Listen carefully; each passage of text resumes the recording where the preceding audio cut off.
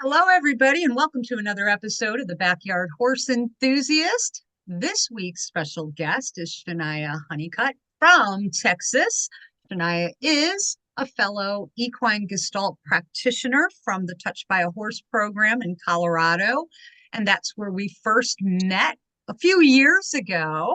I might add, Shania with the most outgoing, beautiful personality who dared to show up for one of our sessions with Melissa wearing curlers and a bathrobe, which I just thought was, I want to do that. I would have worn my PJs too. So, welcome, Shania. Welcome to this episode of the Backyard Horse Enthusiast. We are so happy to have you here to share your journey in everything equine. Thank you, Kimber. That brought up some memories. I still have the picture of me and the curler in the robe at the barn. I mean, you knew it was going to take some time for the hair to be just right. So, To be what the fair, I'm heck? pretty sure it was in early May and it snowed, and this Texas girl did not pack properly. Who did? It was in the 80s the day before. And then we woke up to 18 inches of snow. That was just insane. I'm like, where was I while I slept? And who put me here now? Like, it's winter again. It was May. Oh my gosh. Yeah, Yeah. crazy. Wow. Oh my goodness. Well, let's dive in, Shania. One thing that I am very curious because we never there's a lot of stuff we share when we're going through this very intense training and certification process that we have undergone is we don't get to get as personal, you know what I mean? Like we're Mhm. we're in the moment, we're in our work, but I'm always curious as to when you got bitten by the horse bug, where did it come from, and what transpired since then? So take it away and fill our audience members in on how you got totally smitten with horses. Well, I don't have as many memories growing up and going out to our horses, but I knew we had horses in East Texas where my mom was from. And so some summers we would go see them. But surprisingly, that wasn't what bit me.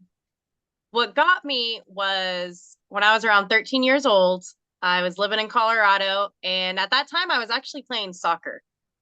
And this comes up because that day my mom had grounded me from soccer practice, but she still wanted me to go watch. And so kind of just sit there while the team practiced. And so like of course I'm like, okay, this is not fun. But as I'm sitting there, I look over and I see these girls riding these horses just in the park. And I was thinking, we are in the city and you're doing what? How is this possible? So, but not funny enough, but interesting enough, one of the girls ended up falling off. And so the ambulance had to come and everything. And I'm watching all this happen. And at the end of it, my mom and I go over to make sure the girl was okay. And then it proceeded to me wanting to know what they were. And they were part of a team in Colorado called the Westerneers. And they're a drill team. And so I was like, I would love to try that sometime. After seeing a girl have to go to the hospital after falling, that Of didn't scare course. me off. I was like, no, this looks like fun. This looks like something I could do. And then probably a couple months later, my mom ended up getting me a horse of my own and rescuing one. And his name was Jax, my very first horse. Unfortunately, when we got him, he was drugged. So for our first girl's first horse, he was a challenge, but he taught me the most about trust of what it is a horse will do for you if they trust you, because he was abused as a younger horse. You could tell by his mannerisms and just you could see it in his eyes, you know? And I just learned to go slow and had to be patient. And I had to earn his trust and let him know that humans aren't all bad. Wow. You Mm-hmm. had that insight so young. Where did that come from? I've always been told I've had an old soul growing up. And I was always an observer. I always watched the way people interacted, the way animals interacted. And I was fine just sitting there watching and taking it in. And I think that has let me really just see the slight mannerisms and behaviors that we give off as people that we may not know. And it helps me figure people out a little bit more. And, I think a part of that is probably from wanting to be safe. Sure, sure. That makes sense.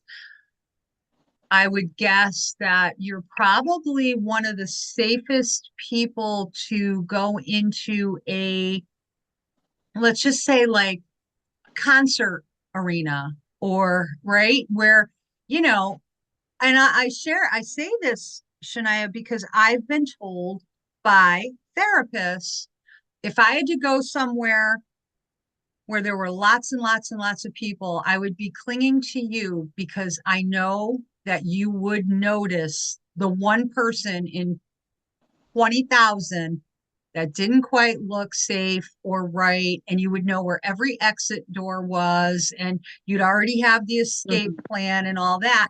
And it wasn't like, I'm sure you weren't paranoid, you were just observant. You Mhm. read things. You read a room, you read the people, you read the energy. Am I right?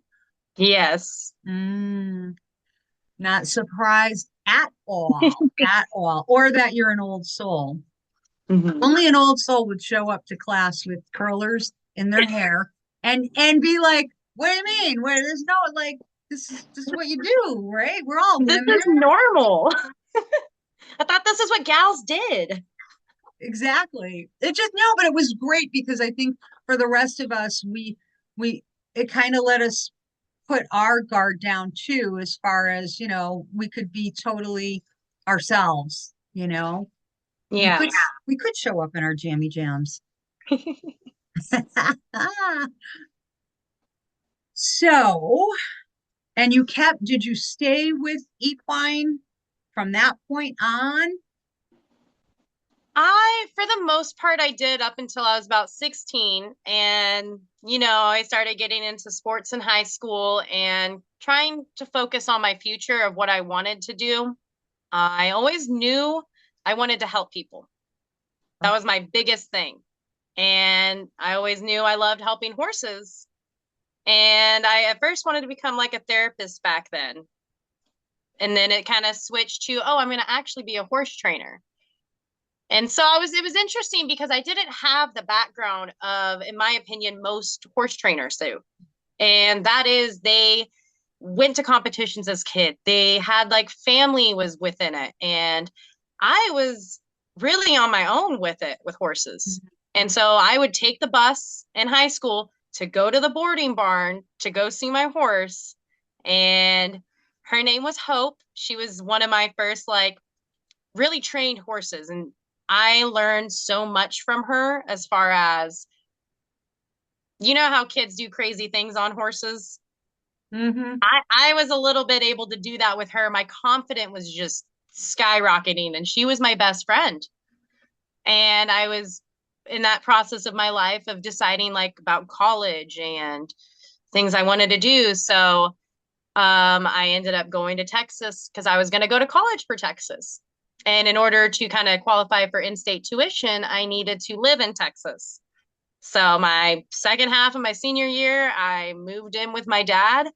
A couple months later, I brought my horse down, and then I got a dose of reality of life as an 18-year-old. What does that look like? I did realize at a certain point that an 18-year-old having a horse, being a waitress, doesn't exactly work when you are also wanting to move out of your parents and start your own life. And so I did end up finding out I couldn't really support Hope in the way that she needed.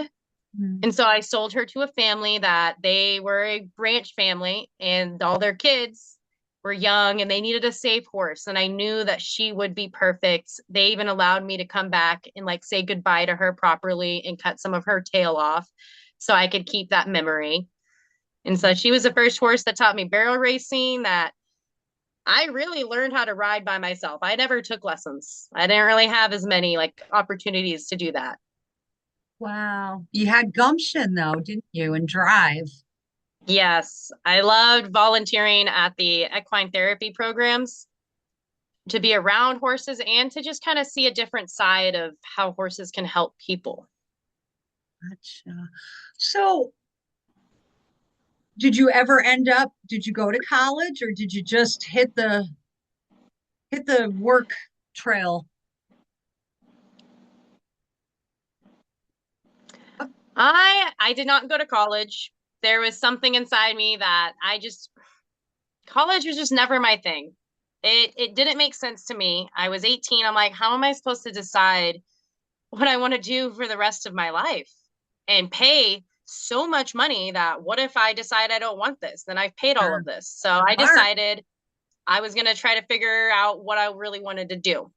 Mm-hmm. And I ended up moving up to Washington State with my now ex-husband, but he introduced me to a whole new lifestyle. He introduced me to an opportunity to live in a different state that I never would have had. Because sometimes people stay in the same state or the same town that they've always known. And for me, I grew up in a military family. I was used to moving around and discovering new places. So Washington State was the first place that I would consider a home because it was the place I stayed the longest part of my life. Wow. Wow. So you got stability, one place, Mhm. really call it home. Interesting. When did you return to your love of horses?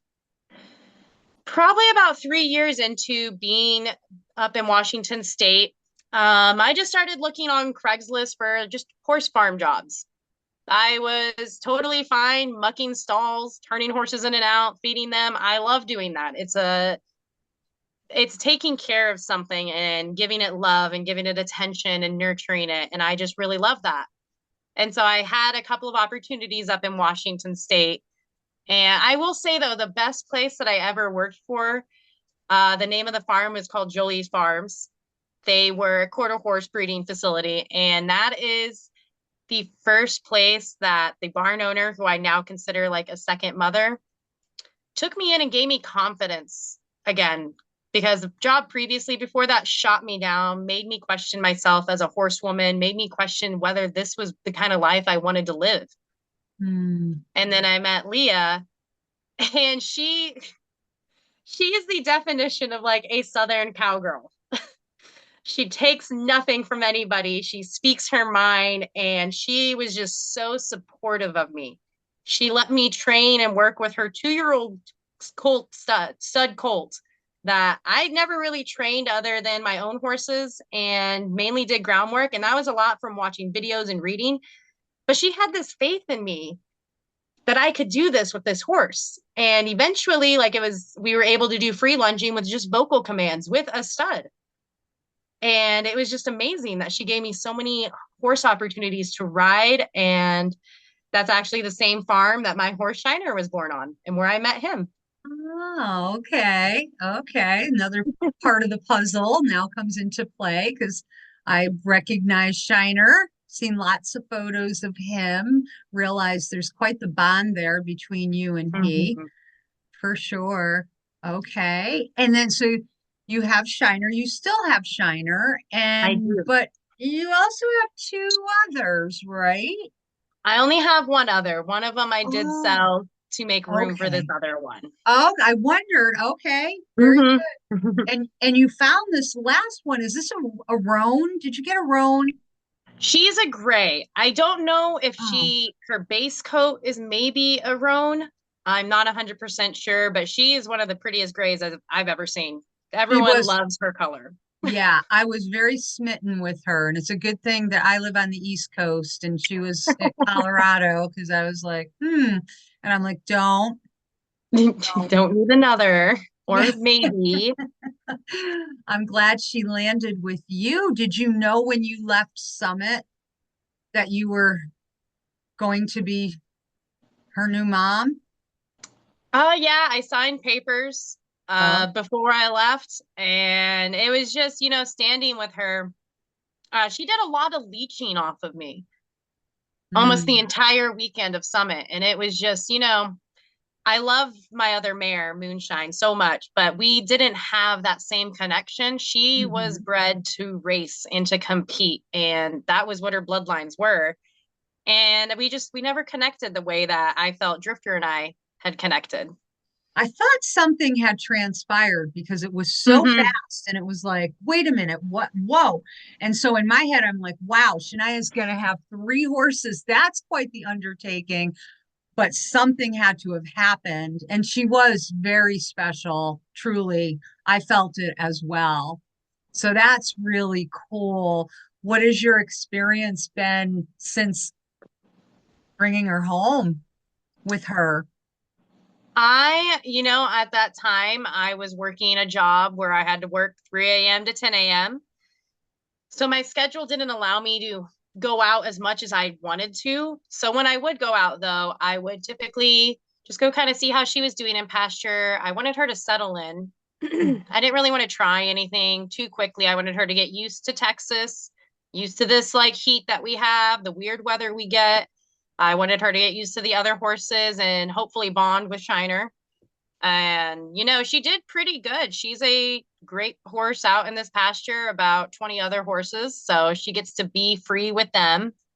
Shiner is now one of her buddies, but she has this big Percheron gelding that is like her best friend. Oh, nice. How many? You're coming up on a year now with her, I only got her back in January because I was saving up because, shipping horses is not cheap. right? And, I do need to get a horse trailer at some point. But I did what I had to do and they really worked with me and I really appreciated it so much. Are you, if you had to describe your personality type, are you like fly by the seat of your pants, like your gut says this is a move I need to make, and I'm gonna go with it. It'll work out. I would say, yeah, I'm a big chance taker. I'm a Hmm. big person of I don't want to live with a regret.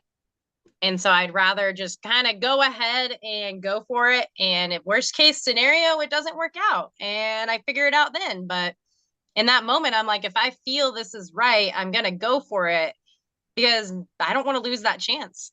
Right, right. I love it. I do. Your life has changed since you became a certified equine gestalt practitioner. You Hmm. want to share with us your what has transpired? Because it feels like such a shift happened with you from where you were not even a year ago to where you are now, that you're much lighter. Your presence is free and lighter. And so whatever changes transpired clearly were for the best. Hmm. And I'm I would say second. the biggest change is probably my job. It was my Yeah. day job. Tell us about Shania, the healer, being in a job, corporate, really, right? Yeah. Right? Where you're such an empath with all these, you're a supervisor, you have all these people working under you that look up to you, but who are also human with human stuff. How did that impact your life? For a while, I would say it negatively impacted me as far as my thoughts towards other people because I was stuck in a very toxic situation where bosses were out to get me. I didn't even know if I could trust my coworkers and employees that were having these human issues, but corporates telling us to ignore it and move on. And it was very difficult for me because I would even have people that would lie to me all the time. And it became to a point I couldn't discern the truth or not. And I started thinking, I'm like, man, like, is this what is this what people are like? Mm, Are these like what society is what we're producing? Like, why are we not caring for one another? Why is this such a difficult thing? Or Can't you just see it from this perspective? And so Sure. I got very much like I wasn't able to focus on my Gestalt business at all because I was in a situation that it was just constantly negative. It was hard for even myself to get out of that negativity. Sure. And I mean, don't get me wrong. I had employees that were the ones that made it worth it, were the ones that would come up to me later and tell me that I talked to them. And by doing that, it really helped them, that whether they were feeling depressed or they just were going through a hard time in life. And I cared enough to ask them, to just listen to them, because that's sometimes we as people, all we need is maybe their entire life they had been ignored and never been allowed to be seen. And I wanted to be that person to them, regardless of whatever, like my bosses were telling me that I needed to back off or anything. It's like, no, at the end of the day, this is a human being and I care for those. And I Mm. want them to know that. I I was can very feel big that. on inclusion. Yeah, I was very big on inclusion. Anyone new that came in, I made sure I greeted them, made them feel welcome, because I know what it's like to not feel like you fit in or to feel alone or to have to go somewhere new. Like, so You're I really clung on to that part of me through all of it because that was the part I never wanted to lose. sure, sure. That had to be quite the daily battle with you being such a true empath and then being criticized and shut down by the people who should be supporting you in this, Mhm. where you're trying to create an environment where people know that they matter, that they are heard, that they can be human, and Mhm. it's not going to be shunned.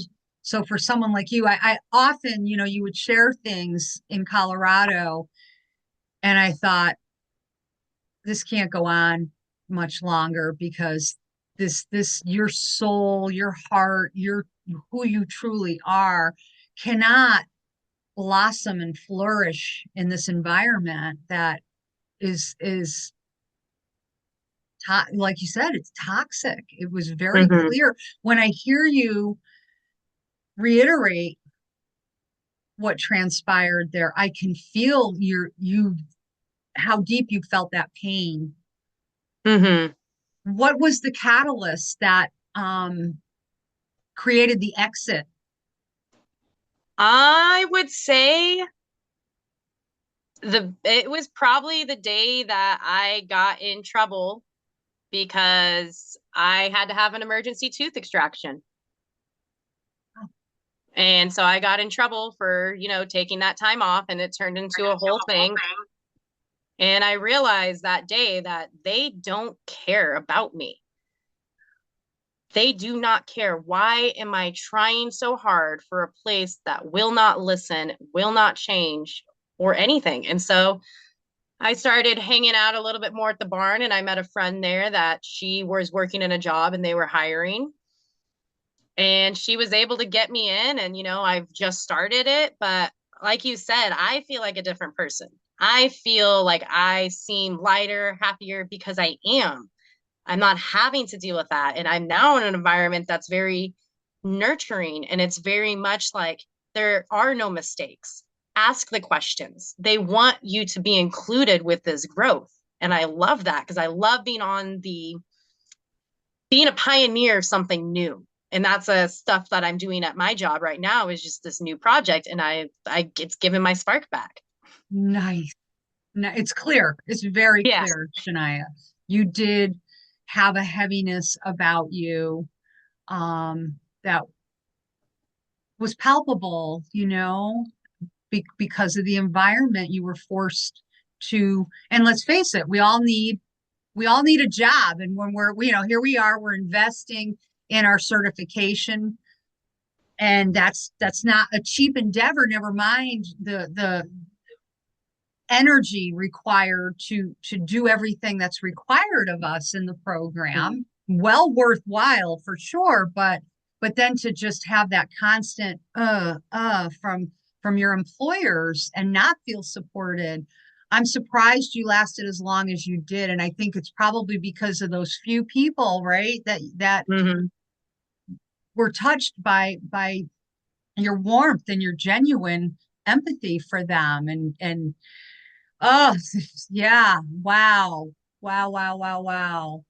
That's amazing. I love it. I love it. And so if you had a lesson to say to anyone about, you know, what transpired regarding where you left and where you landed now, what would you want to impart to the audience about, whether you should have left earlier, whatever. What is that lesson? I think I left what I needed to leave. Mhm. That if I would have left earlier, I don't think it would have had the same impact. I think because I had the opportunity to leave earlier and I Oh, turned it down because it oh, just didn't feel right. And so, I was like, okay, I'm a pretty strong person. I can push through this. But I think it's to take that chance. It's scary to take that chance to think, oh my gosh, like now I need to start over with a new job. But I'm always stuck with the what if I don't do it, but what if I do and it works out perfectly? So that's something I would say take the chance. Don't have a regret because sometimes the grass is greener on that other side because people are watering it and nurturing it. nice, nice. Have you been able to focus more on your equine gestalt practice?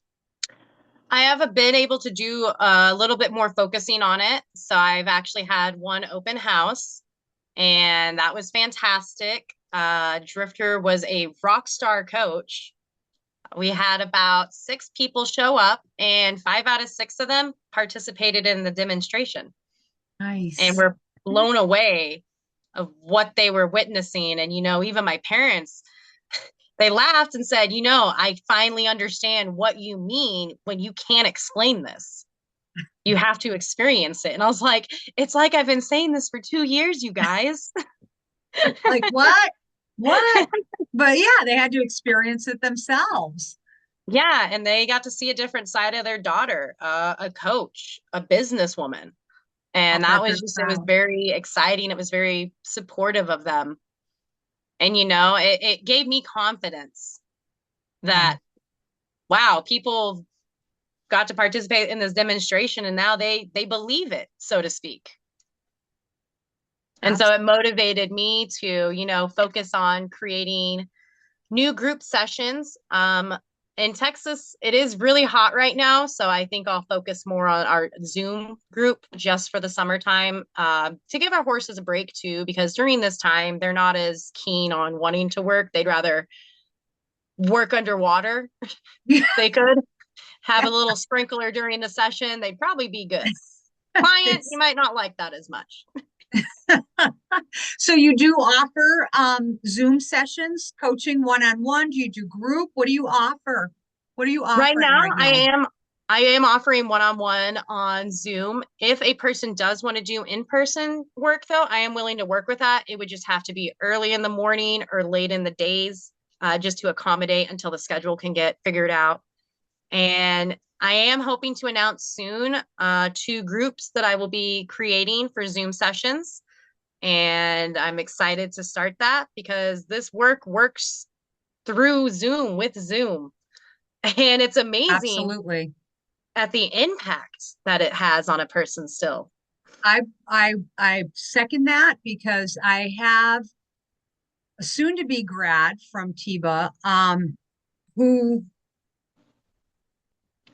8 months ago started in one of the 12-week inner child healing groups because she wanted to see if it indeed could be impactful over Zoom. And so she finished the first 12-week and then wanted to go into the next 12-week group. So she joined that one too. Then we got done. So we're 6 months in now.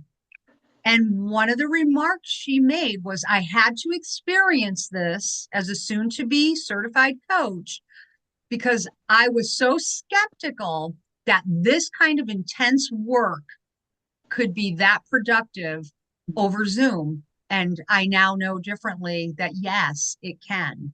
And she's so into it that she joined the next group. So now she's in another one.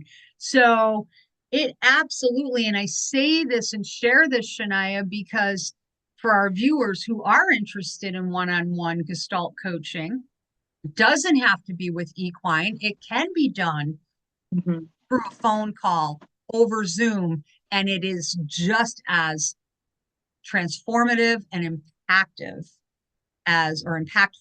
as doing in person. Of course, we love doing in person, but if you can't, this Mhm. works for sure. Yeah, it really does. I have one of my friends tried it out, and now she's committing to a couple of weeks because the impact that she saw with what it is that we do. And it's amazing. And I'll have to share her testimonial with you Please because do. it was one of the best ones I could ever imagine. And it was Wow. all about that one session made her feel so much better and lighter in just one session. Indeed. Indeed. I mean, I've had clients who left, and I'm not dissing, but we know, right? What has Melissa said? Therapists don't do their own personal work typically, Hmm. right? Yeah. We remember how difficult some of our cores were, how deep and wow.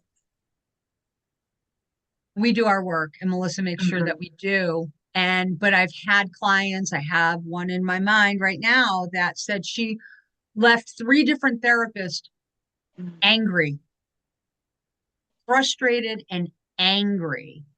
But the work that the Gestalt work is just so done when it's done. Mm. It's not easy. Well, this work is painful. Of course it is. But then it becomes a memory without the gasoline igniting it. Mhm. It has no gas. It's just like a picture. Oh, there you are. Yep. And it doesn't have the same impact any longer. That's the difference with our experiential work that we do. And yeah, and you hear it over and over and over again. And I think that's what draws people to this kind of Mhm. coaching and therapy. What has been your biggest challenge in doing this work? Maybe you don't have any, but maybe you do. I do have my biggest challenge is putting myself out there. How does You that know, look? What does that look like? Putting yourself out there. you know, um, finding finding places to speak about this too, contacting like Gestalt therapists and inviting them to a demonstration. It's going out and putting myself out there. And don't get me wrong, I've emailed a couple news stations with my little story and everything just to attempt to get something out of it because, it's easier for me to put myself out there with the screen, but in person, I like to think I'm a lot more personable. I'm very energetic, and you can just tell that I have a passion for what it is that I do. Excellent. Nice. And when you make contact, that's got to be Mhm. rewarding. Yes. So what does what is the name of your practice? The name of it is called Healing Through Broken Strides. Love it. All right. And for our listeners and watchers and audience, we will have all of Shania's contact information in the description box, and we will flash her website across the screen from time to time. So look for that. But if you miss the flash, just look in the description box and you'll have all the information that you need to contact Shania, because you don't have to live in Texas to do any sessions with Shania and her beautiful equine partners. You can do it via Zoom, or hey, why not take a little 2-day vacation? And Texas isn't that far from anywhere, really. I kind of consider it central. Um, what are your future plans and developments? Your forecast down the line. What do you see? where's this practice going to be? What will you be doing? Part of your vision, Shania, what is it? Part of my vision is I am wanting to open up a veterans group slash military group. And that's something I feel very passionately about, given I grew up with it. I was married to someone that was in the military. And so I've always had this want to give back to them and help them be at a time that maybe people are discarding them because of what they're going through and they don't understand. And I may not have been in the military myself, but I have this different perspective of I can see how it affects everybody in a family unit, just everything. Like it really Mhm. does. And so that's something I've been passionate about. And I plan on, eventually having it to where veterans, if they want to come out to the ranch where the horses are and spend time grooming and just working with them, I'm wanting to do it's kind of like a gentle horsemanship slash meditation time with your horse. Mm, nice. Nice. Do you see yourself having your own retreat center, ranch kind of thing? One day, I do believe that I will have that. Um, I will say though, I don't think it'll be in Texas. I need mountains. I need trees. And so, at that part of my vision, it's just, I'm going where the universe is taking me. And wherever I land is where I land. But until then, I can practice pretty much wherever I'm at. Indeed. I see you either in Colorado or Montana. I don't know why. Montana, I can see. Colorado, I would love it because there's so many other coaches there. But within that same sentence, Right. Exactly. I hear you. Oh my goodness. If you had to give a piece of advice for anyone who had any interest in this modality of healing, what would it be? give it a chance. Just give it the chance. If you have worked through different ways, like therapy or something similar to that, and it just wasn't working for you, instead of just throwing the whole therapy doesn't work thing, try Gestalt coaching because we are equals in this. I'm not above you. You're not below me, nothing of that nature. And it's something I can tell you that you will never forget this kind of healing. And for once, that just lightning strike in your life that has just gone into the ground and everything around it is dead, it feels like, I promise you, flowers are there ready to bloom. Let me help guide you to watering this and growing it and healing. Beautiful. Beautiful.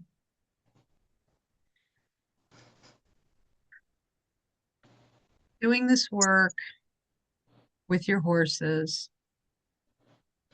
how has it impacted your life right now, where you stand right now, up to this point? Hmm. Positively, I think it's created a better relationship with my horses and I. I'm a lot more aware when I'm around them and, finally makes sense the things that they're doing, what they're actually doing to me now that I have a better understanding. So it's like constantly being able to do my work whenever it comes out with them. Do you feel heard by Oh, them? 100%. 100%. You recently went through a, if I may bring it up, a, Mm-hmm. a, a breakup. Mm-hmm. Who helped you through that? Well, I would say it was you and Shiner. Oh no, I was No, I knew you but weren't thank you. But doing that, but I was no, being 100%. how, how did Shiner show up for you during that?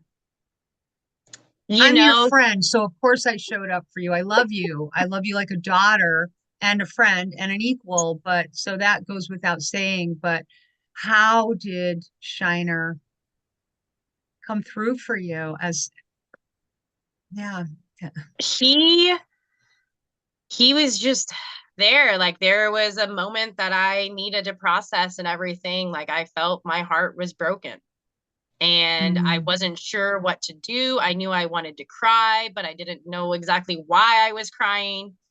And so I just went out to the pasture, didn't even grab a halter or anything, and just stood by Shiner and just kind of sat there. And then he started moving around to where his throat was in line with me. And so, I just started saying the things that I wish I could have in that mm, relationship. Because oh, that's what was painful for me was the things I wasn't able to say because I cared a lot about this person. I do still care for them. And so I needed to be able to say these things. And even though it wasn't being said to that person, I did feel a part of me heal because I said, you know what? Like a part of my soul has already said this to yours. Now, whether you hear it or receive it is up to you. And Shiner was just there while I bawled my eyes out, as he is amazing at doing. He just, he's the best person I would say to be able to cry around. mm, yeah. Wow. And did you walk away from that feeling like you had metabolized more of it, more of the pain, that you were able to let some of that go because Shiner Yeah. was so accepting? Yeah. And I think he helped me just, he always helps me make it to where I don't ever harden my heart Hmm, in situations like that. sure. It's like, you know what? Like you are a loving person and someone's gonna is gonna love you the exact same way that you love them. And Shiner just every day he reminds me of that because he shows me what unconditional love is. No matter your ugly tears, your angry cries because you're in pain, or you're just happy laughs at the funny things you do together. There's no judgment. They never stop and like look at you and walk away like in disgust, like, oh my God, Mm-hmm. you did that. I can't. You're so embarrassing. Like you never get that. You get unconditional love, which is Mm-hmm. really, wouldn't it be wonderful if we could all just have that kind of compassion and acceptance for each other? I think society would do so much better if that's how we approached each other in life, is the way our horses approach us and accept us. Yes, exactly. Wow. Well, he definitely did his healing work with you. He did Mm-hmm. not taint you, and you did not get tainted by that experience. I Mm-mm. can understand with you being such an empath and feeling things so deeply and so profoundly, why your heart would probably, it probably felt like your heart physically was breaking into a million pieces. Like it was painful, I would Mm-hmm. guess. And that's not a bad thing. And thank you, Shiner, right, for allowing you to process that so that you didn't Mm-hmm. become a cynic about love. And what's that saying about better to have loved and lost and been able to experience it than to like be so guarded that you never allowed yourself to experience pain. You just didn't want it at all. So therefore you Mm-hmm. don't get to experience anything because you're so afraid of the ouchy parts, and you're not. And I do remember that phone call, and I know what that feels like, that heartbreak. Mm-hmm. Listen, I was abandoned. I get it. Even in my old age, I was abandoned. And you're either going to choose, I mean, you have to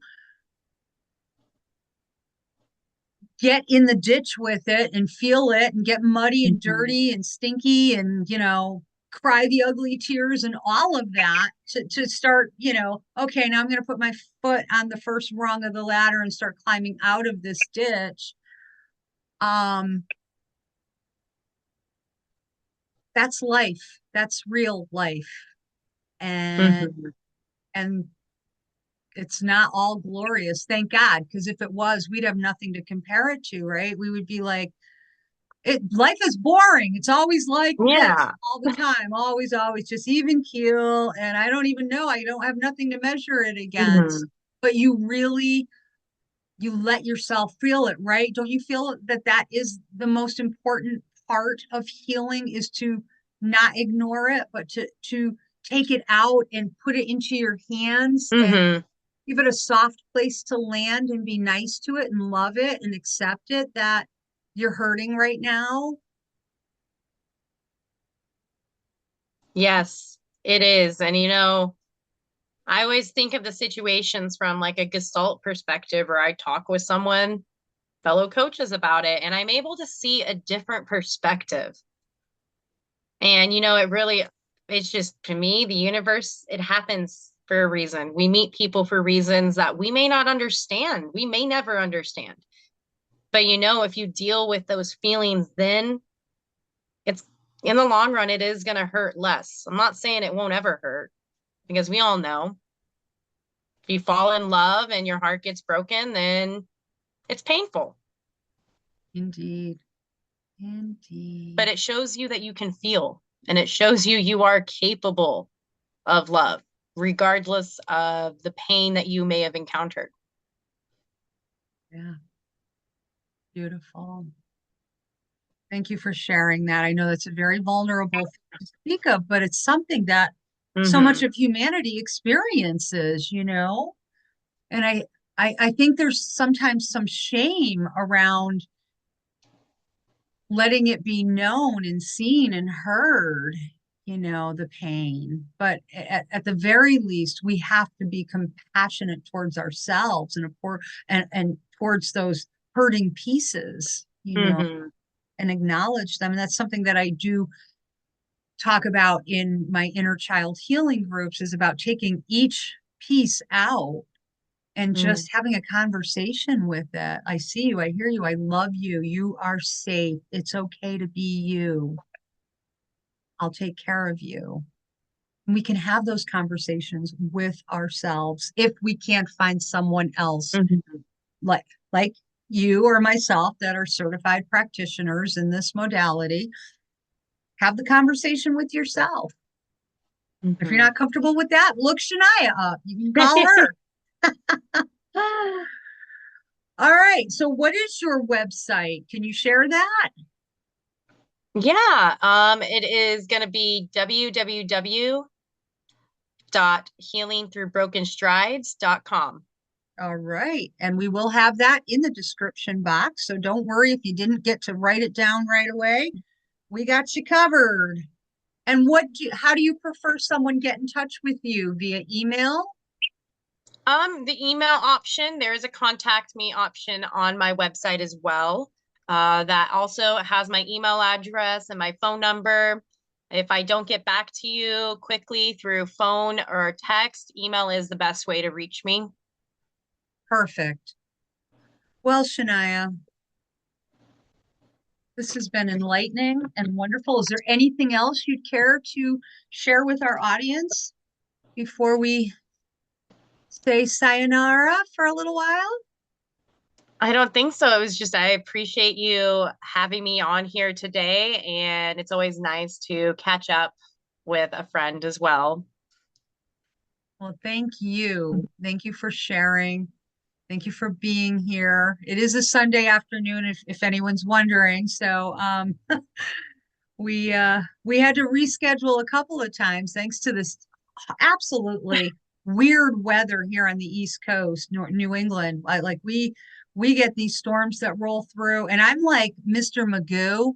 Last week we had one so horrendous, and it hit here, but I slept so sound. I woke up to like a big boom and lightning, and I could hear the torrential downpours, and I was like, whatever. And I passed back out again, and I got up the next morning, 6 a.m. I'm in my car and I'm driving like I'm on the shoreline. Like, I don't know. Everything looked okay to me, right? I knew there was a storm. It was pretty bad, but whatever. And I'm on the highway. And then I have a client that's like, I know you're on your way here, but there are trees down everywhere and there's no power. Da, da, da. And I'm like, oh, okay. So after that, that's why when we had those two scheduled and it was what? I know how bad they've been. They've been horrible, horrible, horrible. And I'm never sure that we're going to get 10 minutes or a half an hour into recording and we lose everything. Mm. I went out and interviewed, I did one in person last Mm. week. And guess who didn't turn the wireless lapel mics on? That would be me. And I didn't even realize it until I got all the way home and uploaded into my editing software. And I'm like, I can't hear anything. And I'm looking at like what's going on. And then it occurred to me, I pulled out the microphones and I'm like, you never switch them on. I've never done that before. Oh no. Oh Well, well, just have that's to go back life. out again. Yep. And she was so good about it. She was like, you know what? That just wasn't meant to be. It means we have to Mhm. re-record it. And so now I have all these new ideas for it. So we'll be good. But I thank you for your patience regarding rescheduling you, not once, but twice. So I am appreciative of your flexibility and I'm grateful for you being here. Thank you. And I wish you nothing but success. And I don't doubt that it will manifest because you have just your trajectory has been nothing but upward. So God bless Mhm. you. And I'm going to be back here cheering you on. Thank you, Kimber. I always appreciate that. Thank you. All right. We'll see you soon. All Stay in right, we'll see touch. you soon. You don't go anywhere.